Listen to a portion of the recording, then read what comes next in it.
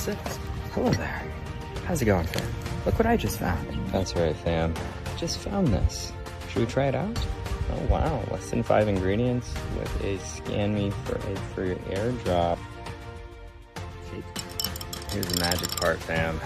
Got it right here. Give it a go. Whew. That was amazing. Refreshing. All the salts you need in your electrolyte premix. Definitely check out Crypto Rush now. It even has a bonus creatine. That's right. Got to build those strong muscles. Help with all that muscle recovery. Crypto Rush gives you the rush that you need to propel yourself throughout the day. Crypto Fam Radio, and your host Mountain Dew. Let's go. Get some Crypto Rush now.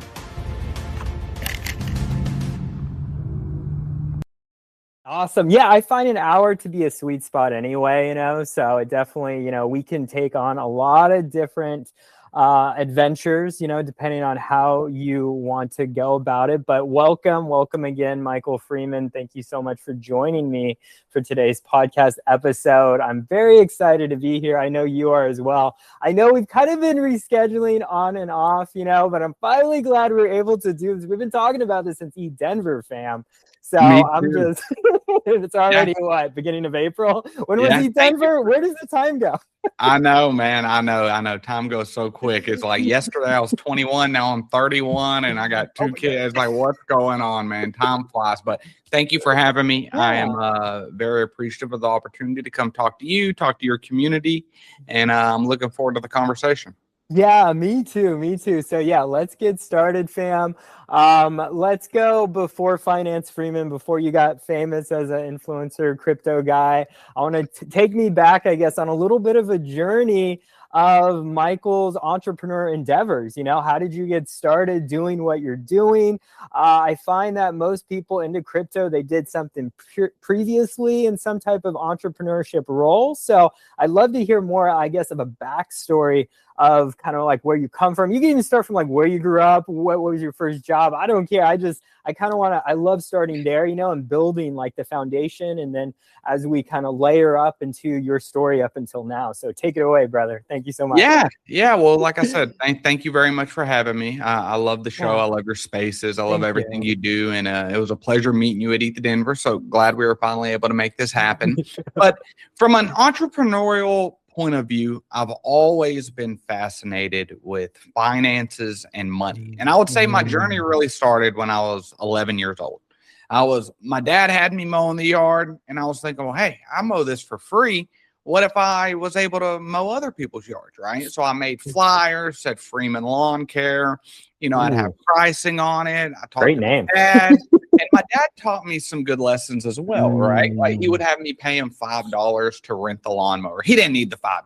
It was a principle thing of learning responsibility and how the world works. And so I would buy the gas, I would rent the lawnmower, and I would go out and I'd mow yards all day long. And then at the end of the day, I'd have $100 and I couldn't believe it. I worked all day for it, but I was very, very proud of that. Right. And so industrious. That's where my entrepreneurial spirit kind of came from. And then fast forward, I was in high school, I was in sports, and whenever I was 17, I actually met who's currently my wife, and I had 2 routes to go. I wanted to be an engineer, so I could have went that route, but that required a few things. It required money, it required time, and I was in love. Okay. And my wife's actually from Russia. She was 18. I was 17 when we met. Oh, wow. And so so we decided to get married. So I didn't have time. I didn't have money for college. Okay. Did you have money for her? Barely. In fact, that's another very good. We'll go back to that as well. So I'll dive into that in just a second. Sure. I had to start working in a pipe shop to start, trying to pay the bills. I was making $11 an hour. I remember. I loved it. I loved the mathematics behind fitting pipe and everything. I loved working with my hands, all of that. And my wife, who we had met here in person in the United States, then she went back to Russia, and we were talking on the phone for 6 months, crying on the phone all the time. I love you. I love you. We had to get a lawyer to bring her over, right? But I didn't have $2,500 for a lawyer, right? I might have had $25. And I remember I met with a lawyer, and he told me, he said, hey, I'll do your case for nothing up front. He said, every month, bring me $250 for 10 months. And he told me a story about how somebody gave him the opportunity to do it, or not the same scenario, but a cash type, front basically. And so I ended up paying the man off in about 4 months, but he did all the work up front. Right. And so I've had a lot of people like that give me opportunities, and I try to do the same to other people. And so I was working in the pipe shop, we were married and everything. I started becoming a pipe fitter. I remember my dream was to make $25 an hour. That was $1,000 a week. I would have been rich. And then something unfortunate happened. I tore my ACL. And so at the time, it was a really bad thing. How am I going to pay the bills? I broke a lease at a apartment, right? I'm 18 years old. But I had a little bit of money, probably about $3,000 saved up. And my wife and I bought a very old travel trailer, and we lived in that while I put myself through college, through a 2-year associate's degree. I started working for a large chemical company, and they sent me to college for my chemical engineering degree. And I did that until I decided to start on this new journey that I'm on. Ever since I was able to have a Robinhood account or any type of investment account when I was 18, I started investing. I was somebody that I bought Bitcoin when I was 18 years old, which Bitcoin was under $1,000 back then. Now I didn't have enough capital or sense in my head to make sense of holding it, right? Or I probably would have never had to go be an engineer and all that stuff. But anyways, I was introduced to it very early. I remember buying $100 of Dogecoin. And then it went down like $5 and I sold it because I couldn't afford to lose any money.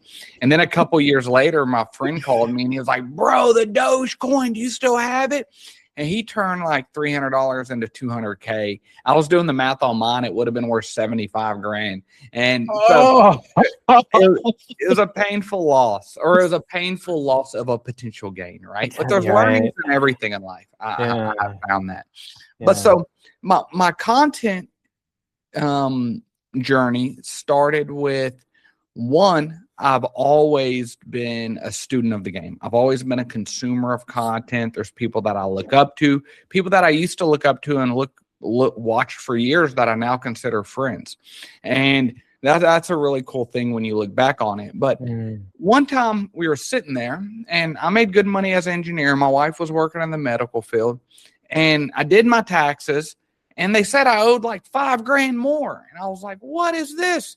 I'm already paying all these taxes, right? Now I pay a lot more taxes, unfortunately. But anyways, so I said, you know what? And I started Googling this before ChatGPT, right? I started how to legally not pay taxes, right? Because I don't want to go to jail for not paying taxes, but I also want to, if I can offset them in some way. And it said, start a home business. And it listed all these write-offs, like, a home office, cell phone expense, things like that. And so I said, what's an easy home business? Click, click, click, click, click. It said, start a YouTube channel. I said, well, hey, I watch YouTube all the time. I said, I love this. And at that point, I had already been a teacher. I had already been, I had created a class at the college that I was teaching in. And so I've loved educating people. I've taught people English previously. So I've always loved educating folks and helping people out. And so one day I just walked into this room. It was all pink at the time and all kinds of stuff. I had an old laptop from college that I opened up, and you can still see the YouTube video on my channel. It's still there. Bitcoin was 35K, and I said I thought it was going lower. So look, never financial advice when talking to me, but I've gotten a lot better at technical analysis and everything over the years. I'm still a student of the game. Sure. But so that's how it started. And within about 6 months, I was offered my first, promotional deal, and I've learned a lot on the business side of things. And fast forward a couple years, I was able to make my wife, she originally went part-time, and then she went to full-time stay-at-home mother. We have 2 children, Aw. 2 beautiful children. They get their looks from their mom, their smarts from me. That's what There I'm you go. saying. I like that. I like that. Happy life, happy And wife. There we go. yes, sir. And about 9 months ago, I took the jump and went full time into not just content creation, but also investor. Right? I think it's important not to narrow yourself on anything. Some people want to have a 9 to 5, and that's fine. Work the 9 to 5 forever. Come home, be happy, enjoy your weekend, enjoy your life, retire when you're 60. Nothing wrong with that. Absolutely nothing wrong with that. Right? But for an entrepreneur, somebody that's working for their self, and you have to be ready for market turndowns, this or that, I think it's very important to have a plethora of different revenue streams, right? Never relying just on one single source of income. So that's kind of the brief 5-minute how I went from Michael Freeman, the teenager, to Finance Freeman, the YouTuber, X, and content creator / investor. I love it. I love it. That was more 10 minutes, but it's all right. It's all right. I'm not going to hold you to I'm bad that. at math. My watch is off. Funny. All right. You got some great points. I was writing down, John, some notes as you were talking. I'd love to go back because I do not want to remiss this. Go back to your relationship with your girlfriend, now wife, back in the day. I think that whole love and dumb situation when you don't have any money, but you have all the love in the world that you want to give to this person that you want to spend your rest of your life with.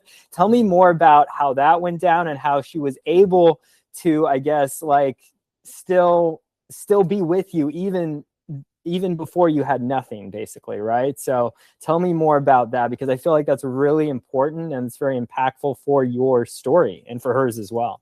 Yes. Okay, it gets a little deep. We'll get into it. So I love it. I was a troubled kid, let's say the least, right? I did a lot of fighting, hung out with the wrong crowd, things like that. Yeah. And this is a very important life lesson that I hope people can take from someone that turned it all around. So I was a troubled kid, right?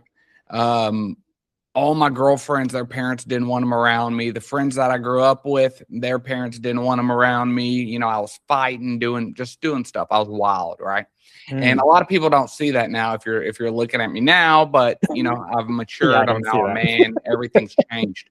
Well, when I was the first week of my senior year in high school, I got in a fight in school. Got suspended for a little bit, went to a party that weekend and got in a fight that ended up being 6 guys that almost killed me. So I've got a really big scar on my neck. That's right. I remember that from Denver. Yes. I don't know if you could see that. I have a big scar on my arm. Was that from the fight? I got stabbed in the stomach. So my God. I was essentially hit with a beer mug and stabbed with a knife and cut up with a knife. And so that night was crazy. Ended up getting rushed to the hospital. This was very close to the jugular vein. Yeah, I was going to say. Or artery. My wife was in the medical field. She'd correct me if she was here. But the jugular. So it was very close to that. And like I said, I was still very wild at the time. And I got kicked out of high school and told I had to do high school on the internet. And so I said, okay. And I still hadn't snapped completely, to straighten up. And so I really wasn't doing that. But I was like, you know what? I'll go make money. So I went and got a job at a hotel. And that's where I met my wife. She was on a foreign exchange program, working for summer, doing that. And it was very interesting because it was a dark time in my life. The only time I could say I'd ever been depressed or anything like that. I've been very fortunate mental health wise and family wise, support wise. But that was the first time I'd ever felt any type of way. And I used to pray to God. And I said, look, I'm ready to change. My wild days are over. I'm almost 18. I'm about to be an adult. I want to meet somebody that doesn't know me, that doesn't know my past, doesn't know, didn't grow up seeing me fight and doing all this stuff. I want to meet somebody that is a fresh slate, right? And I used to say a girl from another state or something like that. Well, here it was from the other side of the world, right? And so it's a really cool lesson because there's a story called the Chinese farmer story. That is a kid one day. Let me see if I can remember this. So this Chinese farmer. His son one day falls off a horse and breaks his arm. And all the people are saying, oh my gosh, that's horrible. I'm so sorry that happened. And the farmer says, yeah, I don't know, maybe. And so then the next day, the gates open and a whole bunch of very, high value horses come in. They're worth a lot of money.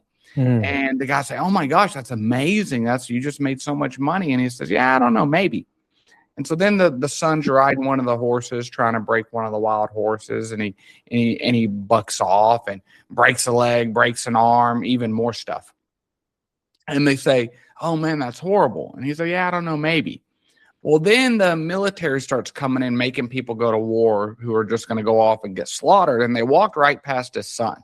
And I probably butchered the story a little bit, but the whole point of the story is whatever happens to you at any stage of your life, you really don't know if it's going to be good or bad for you long term, right? And so always think with the glass half full kind of thing. Because that night that I was sitting there getting stitched up in the hospital and everything, kicked out of high school, it was the darkest time of my life. However, if that had never happened, I wouldn't be sitting here talking to you. I wouldn't be married to my wife. I wouldn't have 2 kids. I wouldn't be head coach of his baseball team that we're going to go have practice tonight. So you never know what happens to you in life, whether you get fired from a job and it's going to open up all these other opportunities, or we're in a bear market now in crypto. Well, guess what? That's an opportunity. So it's all about how you were able to look at it. And pivoting to my wife a little bit, I was so appreciative to meet her. She was very down to earth. She wasn't what I was used to at all, and I went over to Russia. We've been there 5 or 6 times now, but I went over to Russia, met her family multiple times, and we went through the process of getting married. And like I said, it's been 12 years now. And, I think it would be very hard for me at this point in my life to ever remarry or trust people. I have kind of trust issues. I have to really get to know people. Yeah. And whenever you have any kind of success or you've built a career or something, it's hard to trust somebody with that, especially if you get divorced. And I think prenup's kind of a weird conversation to have, or definitely an uncomfortable one. I'm not saying you shouldn't do it. It's just an uncomfortable position. But I often joke that we had the same net worth when we met, and it was 0. We both had nothing to our names. And, I remember us getting our card declined at Sonic and at different places. And so it's really a good story because, anything I look at in our house, whether it's this cup or the home itself or the kids, we made all of it together.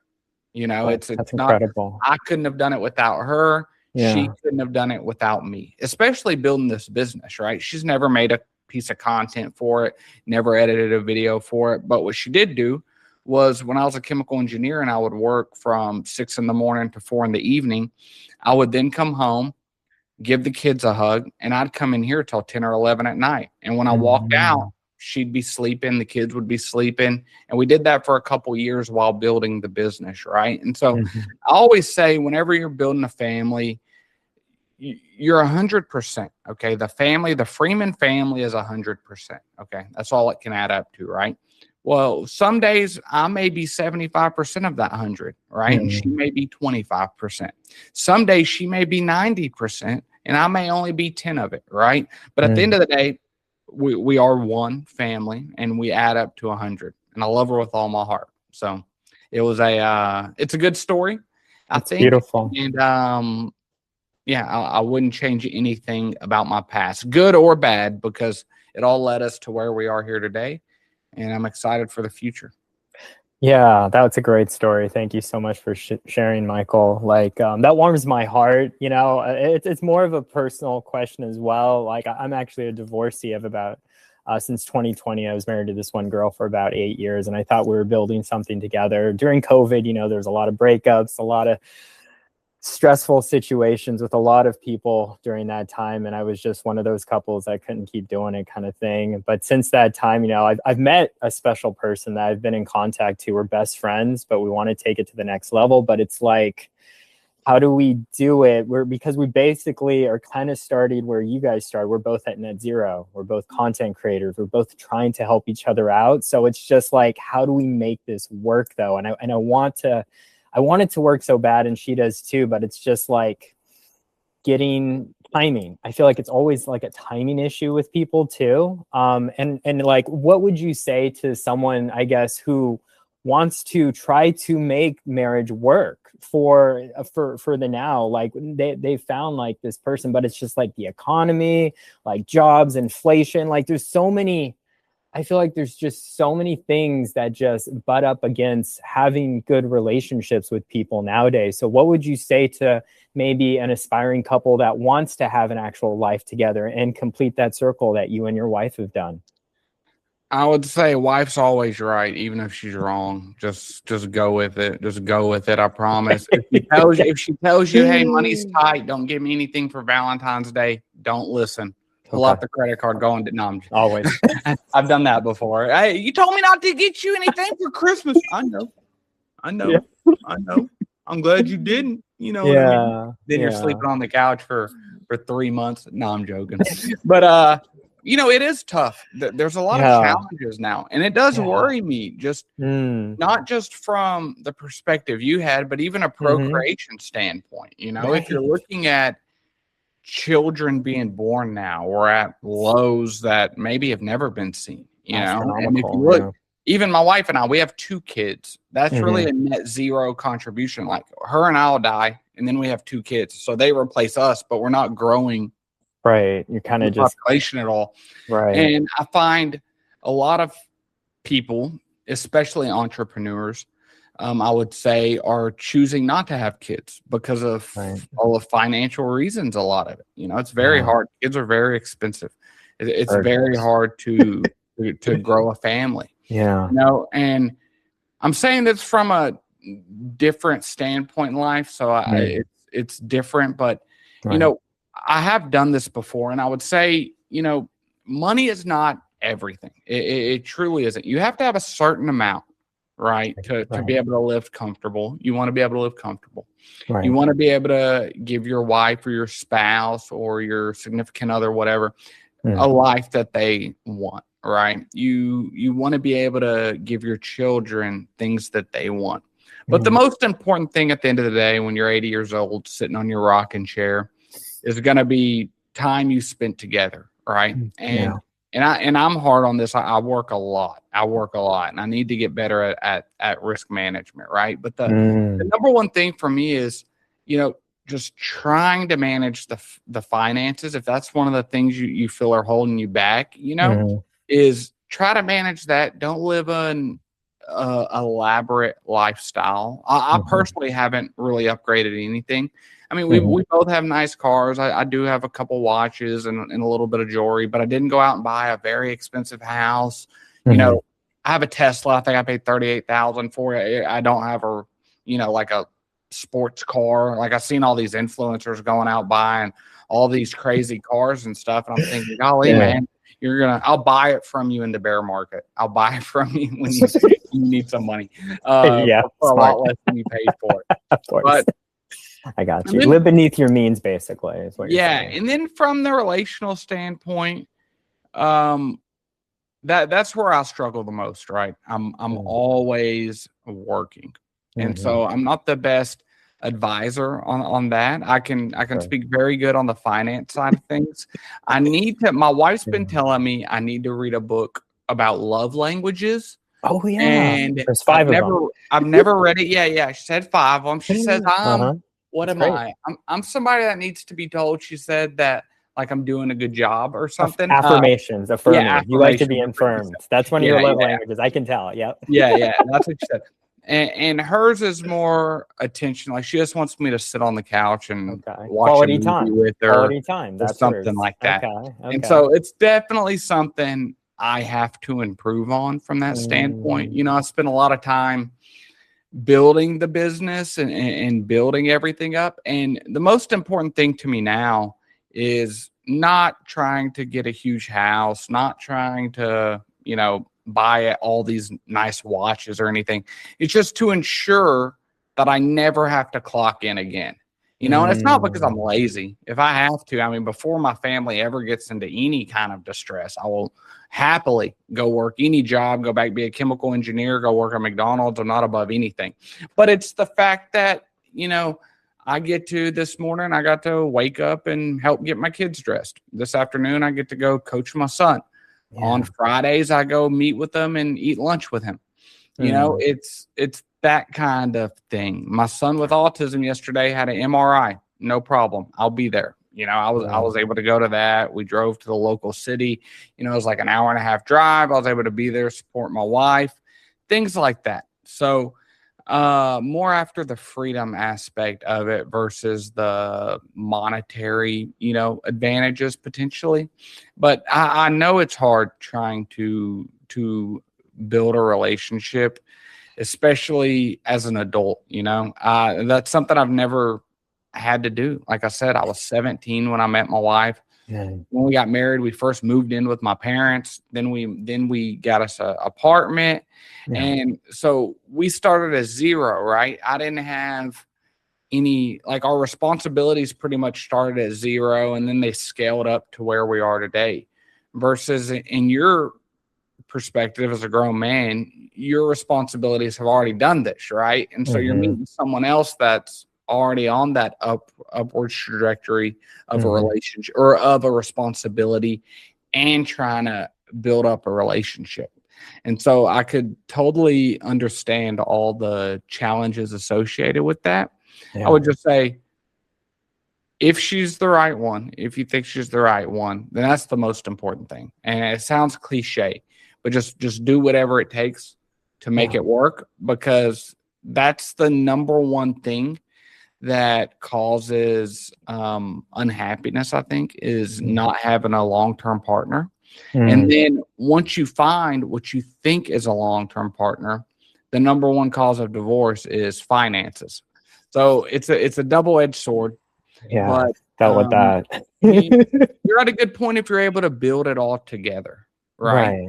What type of content do they make? She's just UGC content. She wants to be that type of content creator. She's working on her TikTok right now. She also is into crypto. She does she's an NFT artist, does architectural photography, then creates these elaborate, designs and InDesign and creates these beautiful works of art, which are NFTs that she was trying to sell, but she had to just take a step away. She's dealt with some mental health challenges, but now she's basically on her own trying to get work and become more stable in what she's doing. But we literally talk every day, and I haven't really had this type of relationship since my ex back in 2020. So it's I feel like if you talk to the same person every day since August of last year and it's already April, that's been 9 months now, and I don't really talk to any other woman like this woman, I feel like we should be going places, right? It makes sense to kind of keep going forward, even though we're having very personal struggles financially, emotionally, mentally, right? Me physically, sometimes I'm doing marathon training right now, and I'm doing so many things, but at the same time, she's always on my mind. And I'm is she okay? We're doing long distance, but it's just, that's what we have to do to kind of make this work. But she's okay with it. I'm okay with it because I'm focused on building, right? And she's focused on building as well. And I'm just trying to support as best I can. So I really appreciate you taking time to just share that with me, a little bit of insight about how your relationship worked, because especially even for couples now, even dating now in today's day and age, it is horrible. It's it's hard to trust anyone. The integrity is just out the window with so many of these relationships now, especially these influencers who talk about dating, but all they want is the clout and the status. And it's just oh my gosh, there's the documentary. I don't want to rant, but there's a documentary I just watched about the Manosphere on Netflix. Did you see that? Oh my God, please don't. It's horrible. It's ridiculous. This freaking British UK journalist just interviews all these men of status, these influencers. And I've seen a clip of Myron Gaines. Okay. That's just one of the influencers, but it's just, and I'm is this for real, or are they actually acting in the documentary? Is this I don't know. I don't know how bad it got, but I'm just this is sad if society has come to this. I would say go for it.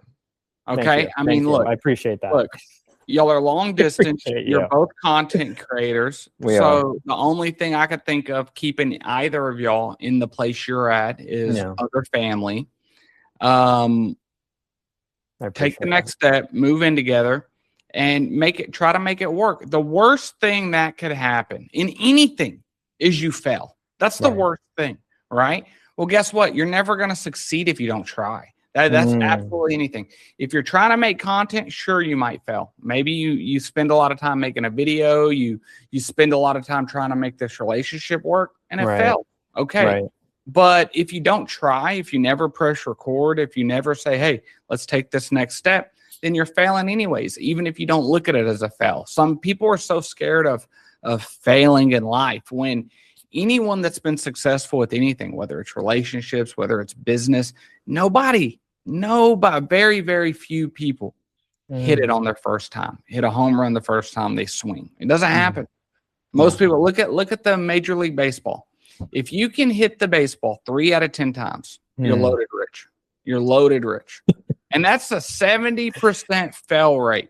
right. 300 batting average.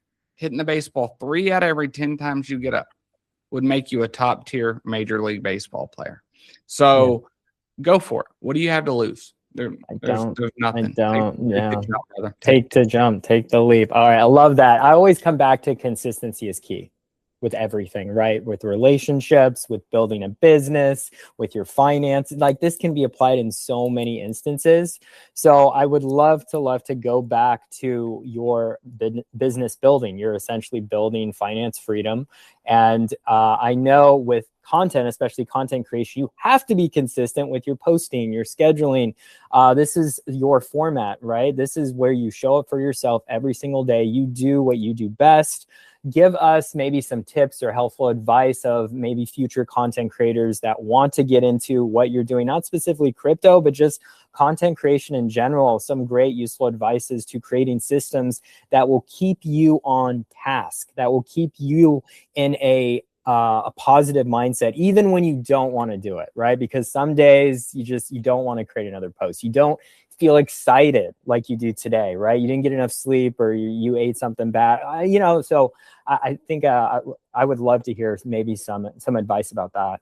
Yeah. So consistency is definitely key, right? Mm, And one thing that's helped me with the creation of content part, and sorry if you can hear my dog, that's my it's okay. my son's service dog All good. outside. But Aw. consistency is key. Mhm. And sometimes I don't always feel like recording. I Right. don't. But sometimes you do, right? And when you do, I used to be in a thing where every day was a repeat of the same schedule. Whereas Mm, now I've got 1 or 2 days a week where, hey, I'm going to sit down for 6 hours and I'm going to record long form videos, like my 10-minute individual crypto reviews, things like that. Right. And so oh, then I have those already put to the side. Right. And so if I don't feel like recording for a day, I can drop that content off, things like that. Also focusing on different forms of content and maximizing the content, right? yeah. Like I recently started doing live streams. I Mhm. started that in February, and then there's a whole bunch of clips that come out from it, right? So if you look Mm, over the last 2 months, I just pulled the statistics. The live streams probably had something like, I don't know. I didn't even pull the data, but if I had to guess, probably like 30,000 views. Okay.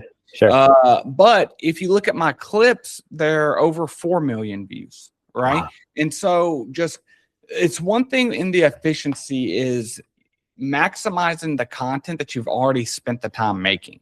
You Mhm. know, you already spent the time making all this content, clip it up. And there's a lot of useful tools. I have a full-time assistant that works with me from 8 a.m. to about 4 p.m. my time. Mhm. He's in Spain, great guy. He also does all my clipping, Cool. manages the stream, all that. But obviously, you don't get there overnight. But Mhm. there's also a lot of very good tools. If you record a video, one tool, Opus Clips, not an ad, not paid by them at all, but it's very good. Sometimes the format can be a little quirky. Like if you've got different windows open, it doesn't align the clips perfectly, but it's very good for getting like horizontal clips for instance, out of a vertical video. So I'll take my long form YouTube video, 10 minutes long, throw it in Opus Clips, and maybe my long form video got 3,000 or 5,000 views. And then I get 3 or 4 clips out of it that also get 3,000 to 5,000 views. And then on YouTube, for the connected video, when you go to a short, you can connect a long form video to it. And so then the long form video is connected there on it as well. And so that's from the content creation point of view, what I would say. And then also just being authentic, being your true self, trying to find your own angle at things. You know, I see so many people that don't want to give an honest opinion. Nobody likes a bear. For instance, you can go on my X and find when BTC was like 110,000. Everybody was calling for 180. I was calling for a lower high and said this and gave data on why I thought we were going lower. Yeah. And obviously under the comments, everyone's like, oh man, you idiot, all this stuff, right? Nobody likes a bear. Everybody likes a bull. But the truth of the matter is, as an investor, if you know what you're doing, you can make money both sides. Like we were talking about right before this, I was short the S&P 500, did great after Trump's stream, right? Or after Trump's live. So that's a little investor point, but just be authentic as a content creator. And I think that goes a long ways, not just with your viewership, but also for potential partnerships along the way. Absolutely love that take. Thank you so much for sharing, Mike. I was actually Opus Clips. I was just on Opus Clips doing a video. So I was kind of referring, is that Opus the same Opus? I'm like, yep, that's a great platform. It really is for videos, content generation. So I'm like, yeah, definitely shout out. Definitely check that out, fam. And then, yeah, just your whole systemizing your content, and then like basically you're batch processing it, right? So you're taking, you know, your 6 hours, you're cutting it down. And I have noticed short form content does perform better than long form content. Yeah, everybody's TikTok brain, man. You know, people, not a lot of people want to sit there and watch a full video, you know, and a lot of people want just short, and there's also a difference in the content. So if somebody's looking at a long form video, I feel like they're wanting to not just learn of a topic, they want to learn the topic, right? For instance, you know, if I make a short form video and I'm like, oh my gosh, this is the most awesome cup in the world. You know, it doesn't condensate, doesn't build up, and it keeps my coffee warm for, you know, 3 hours. Boom, that's it, right? But if you're looking at a long form video, you may be more interested in where the cup's made, how the cup's made. Is it made out of plastic? Is it BPA free? What's the company like? Where's the company from? What kind of, you know, deals are there? What kind of you know, just more in depth, more educational versus the short form content is more like, hey, this cup exists. The cup's gray. You know, kind of more short and to the point a little bit more. And so there's definitely different audiences. I spend most of my time watching long form content. I want to look at technical analysis. I want to learn, you know, things like that. But there's other people that just want to scroll and, you know, laugh at, you know, random videos and stuff. So. No, I feel that too. And you did mention live streaming. So you didn't used to live stream until earlier this year. You said in February. So why the change? I'm curious. Yeah, so I went full time around October-ish of last year. I'll say when I officially went full time. Yeah. I'd been kind of half full time in that period, but it was just kind of figuring out. I took a little bit of time at the end of the year for holidays and things like that, and then I was trying to build up a team because it's a lot of people don't understand when it comes to promotion, when it comes to any of that. People look at it and think it's expensive, but to put on high quality content, it takes a lot of work. It's very time consuming and it's not cheap. You know, I put a lot of money into this business, whether you're talking about the studio or you're talking about monthly overhead expenses, you know? And so I knew that the production that I wanted to do on the streams could not be done with just myself. And I'm still struggling to keep up with long form videos in the way that I want to do. So I'm actually looking to add someone else to the team.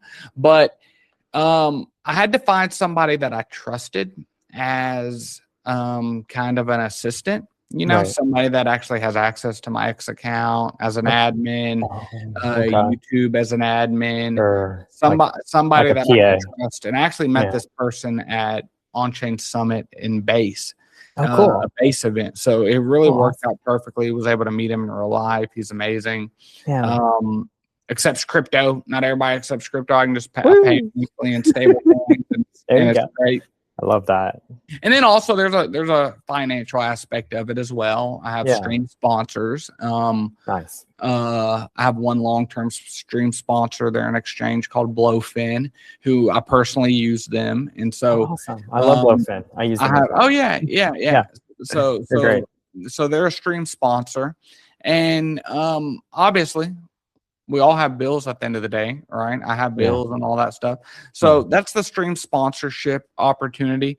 But I also wanted to explore an avenue of maximizing content. Like I was saying, if I record these long form videos, they're typically topic derived. So maybe I'm talking about Caspa, maybe I'm talking about Bitcoin, maybe I'm talking whatever it is, right? But it's specifically on some topic, right? Versus the live stream is more kind of like this, like, letting the community get to know me. And then also talking about a plethora of content or topics, and then being able to make a lot of content from that live stream, right? So working on all these clips and all of that exposure. And so that was really the driver behind doing the live streams. And I've really enjoyed it. Freeman Live, we do it every day, Monday through Friday, 10 Eastern time. So I think that's 12 p.m. Central Standard Time, coming up in about 2 hours from the time that we're recording this. But I found it really cool. And it's a good way to bring guests on, a good way to get exposure to new communities. Because as much research as I do, there's stuff I've never heard of, or stuff I've heard of but haven't had the time to do the research on. And that's what I really like about it. It's an opportunity for people to come in and be live, and I see all the comments versus comments on the YouTube videos and stuff. I typically don't see all of them. I do try to check them, but I typically don't see all of them, or they're like bot comments, buy XA7. Like they always pick the worst crypto names for these like scams or whatever it is. I don't understand it. But I don't either. Just working on maximizing the content and really getting out there. But the reason I waited was because I always try to do everything to the best of my ability. And, I wanted to get very professional overlays made. I wanted to get professional intro made. I have a 10-minute countdown with an American flag behind me on the front of it, right? I went through a rebranding that a good friend of mine, Crypto Empress, did for me. So if you look at my X, all my branding's aligned now. That's good. Where before it wasn't. She helped me out with all of that. And she's great. Oh yeah, she's wonderful, man. She's wonderful. That's one thing. You got to find good mentors. This is anything in life, right? But find somebody that you can trust, somebody that's willing to help you, and just never jeopardize that for anything, right? Like there's nobody I trust more in this space than her. And there's nobody that I would have their back more in this space than her, right? I'll always look out for her, whether it's partnerships, whether it's, hey, let's try to get this, start having her do more video content and getting her into that. Or if it's from the other side, I'd never hosted a space before. I was like 400 followers on X when she found me. And she was like 90,000 at the time, right? And she started helping me, showed me how to do spaces, showed me things like that. And so finding a good mentor, and now we're obviously very good friends, but just finding a good circle of people that you can trust, right? And then not forgetting where you came from, because one day when I'm her size, I'll be wanting to help somebody that's smaller than me, right? And even now I try to help other people and collaborate with people and things like that. So no, it's great. I've always seen her as a mentor as well as Rachel on On-Chain Media. Both of those women are just huge in what they do best, right? And helping people learn and educate them about crypto and blockchain technology. So absolutely love that. Yeah, Rachel's a hustler. big respect to He on-chain. is. I'm part of her creators program. So she's got me on a deadline for this new video I'm supposed to get in by tomorrow. So we're doing like this whole it's not a competition. I guess it's a program for creators to create content to help other brands essentially in Web3, you know, with their content, because there's a lot of projects. I hate to call them projects, like businesses, Web3 businesses that actually don't like they struggle creating good content. So she's bringing this program and having a wave of creators like myself to kind of help them mostly with videos, right? Because we all know it's all about the videos, right? And about the live streams. I was going to comment something about live streaming because that has definitely taken a seat, especially for 2026. More people want live streams more than anything. Like, you know, past just content creation isn't enough. They want you to be live streamers too, right? So it's like you have to put yourself on camera, you know, and I've been doing that with TikTok daily lives. I'm starting to get back into them. I was doing them a lot, and I'd like to get maybe a little more into your live experiences besides YouTube, besides X. Have you thought about exploring other social media platforms like TikTok or like Instagram for your content? Yeah, I have, and even Facebook. So Facebook, actually, I've had a TikTok account for a while. It's not big or anything. I think it's at like 500 followers or something. I've only posted a few videos there. I've got an Instagram. I don't even think it's branded yet. And I made a Facebook. It's not branded yet. And so that's one thing that people don't understand about content, right? Like, not only does it take a lot of time to make it, it takes a lot of time to post it. Like it actually does take a lot of time to post all these different platforms and things like that. And I just honed in so much. Originally, it was YouTube. I was never even on crypto Twitter. Like I don't even know how I found NFTs. I used to invest in NFTs. I wasn't on crypto Twitter back then. I just, you know, found them on my own. I don't know how I did it. You know, I've just always been a student of the game, like I said. And so then I got into X heavily, which really changed everything for me. It's the number one way I get in touch with projects, the number one way people find me and then go to my YouTube. It's been huge for me. But now I'm looking at that next level of branching across, you know, multiple platforms, because my goal is to be one of the largest, most trusted voices in crypto, and not just crypto, but finance in general. And so that next step is branching over to those other, you know, platforms. But it took, you know, originally, because I have a wife and 2 children, right? And so we were both working full time. So then I had to make enough money where she could go part-time so that she could pick up the slack with the kids that I wasn't able to do. Then make enough where she could quit completely. Then make enough where we had a good nest egg of investments and could ride out a bear market and all that. And then make enough where I could replace my income, right? And so it was a journey getting there. It was a big journey getting there. Step by step. And it was a lot of steps. So now I kind of look at this as the beginning of my journey. Like the last a new beginnings. Right. A new beginning. This is where I can really start that mass expansion phase. And it's really hard right now for a lot of people because we are in a bear market. You know, stocks are starting to roll over, crypto rolled over, you know, last November, October 10th, whenever we had that liquidation event.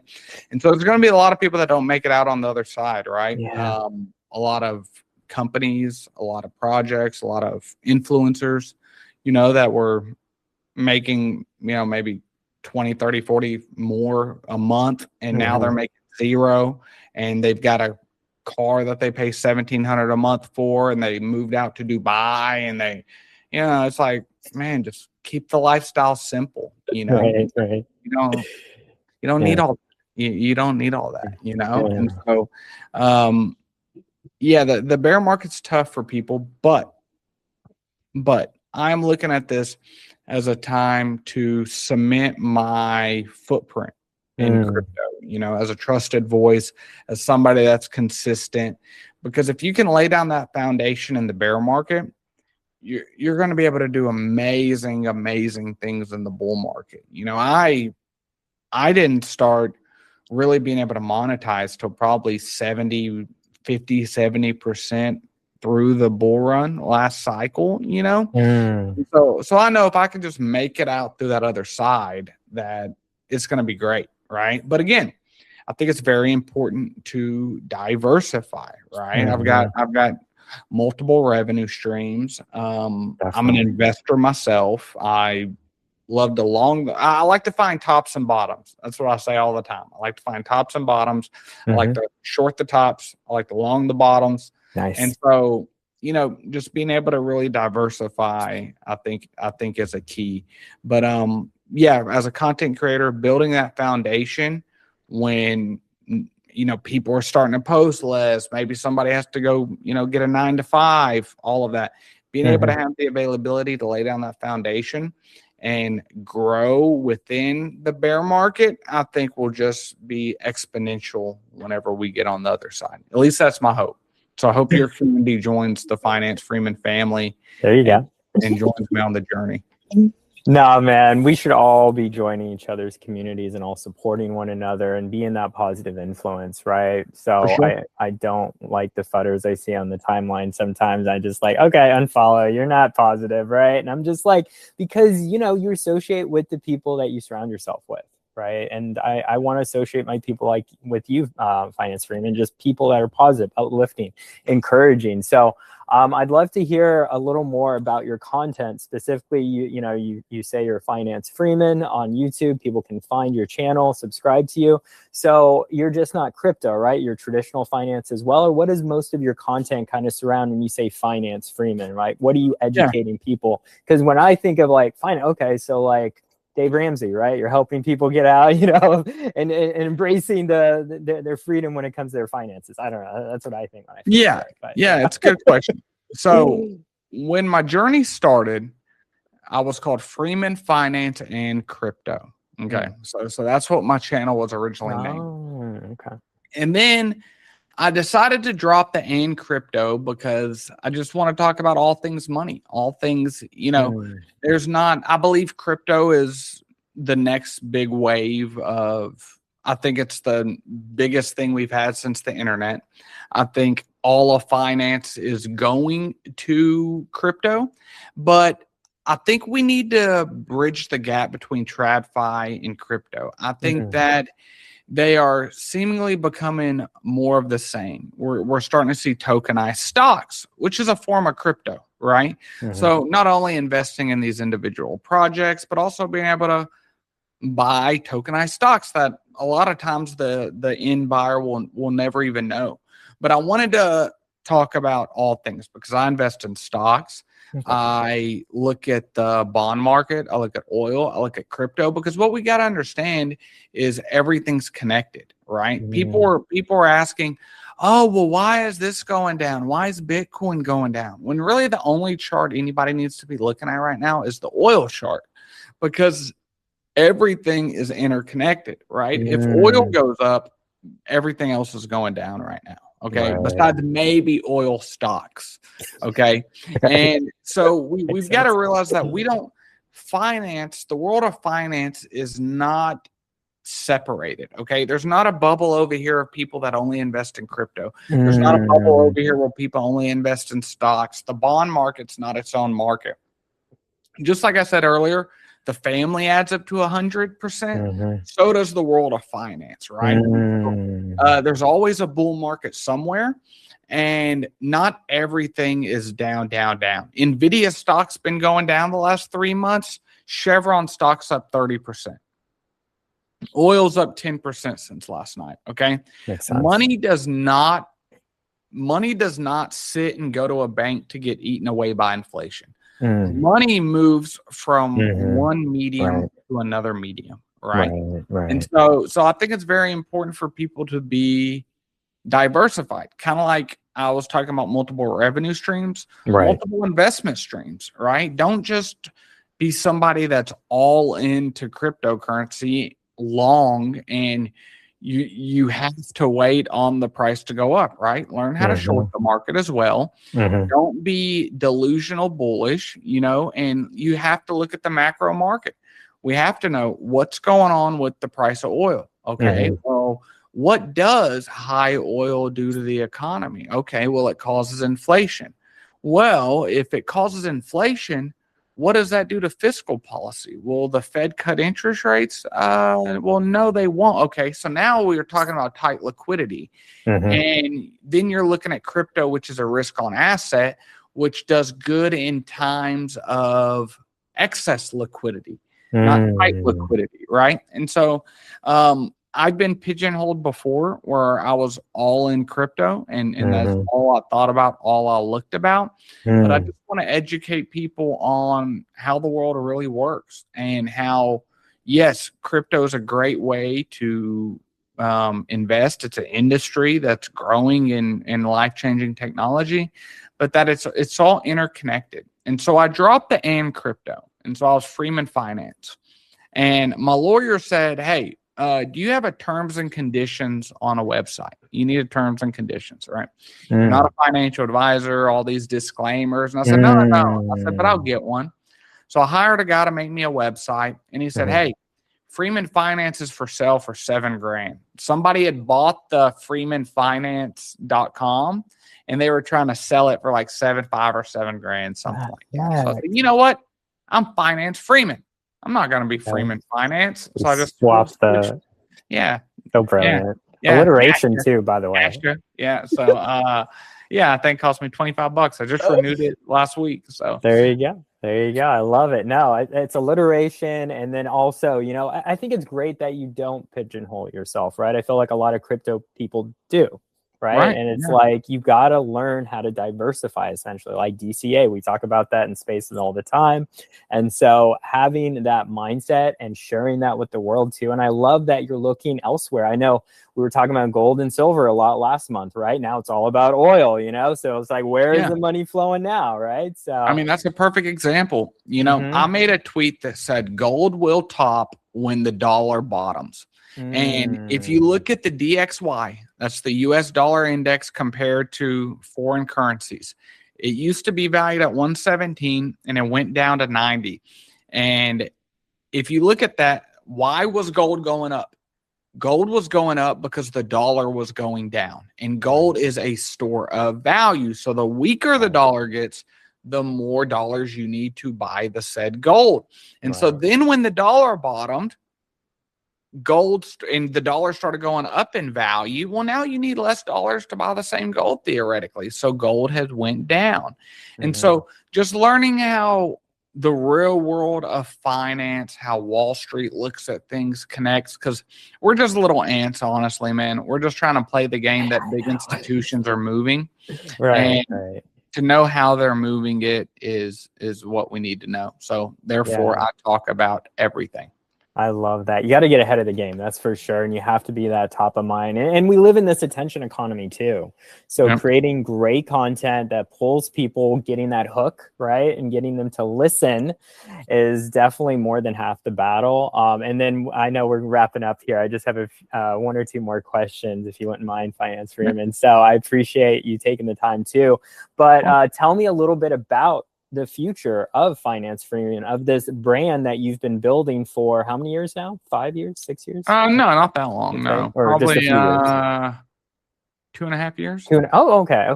Gotcha. So that's almost 3 years now. But give me a more of a picture of the future of where you see Finance Freeman. Yeah, where's your roadmap? Where are you going? So from a content perspective, I want to be 6 figures on YouTube and X, right? And I want to expand to the other platforms just because you never know. I would have never expected X to become bigger than my YouTube when I started it, right? I would have never thought about that, at least from a subscriber point of view.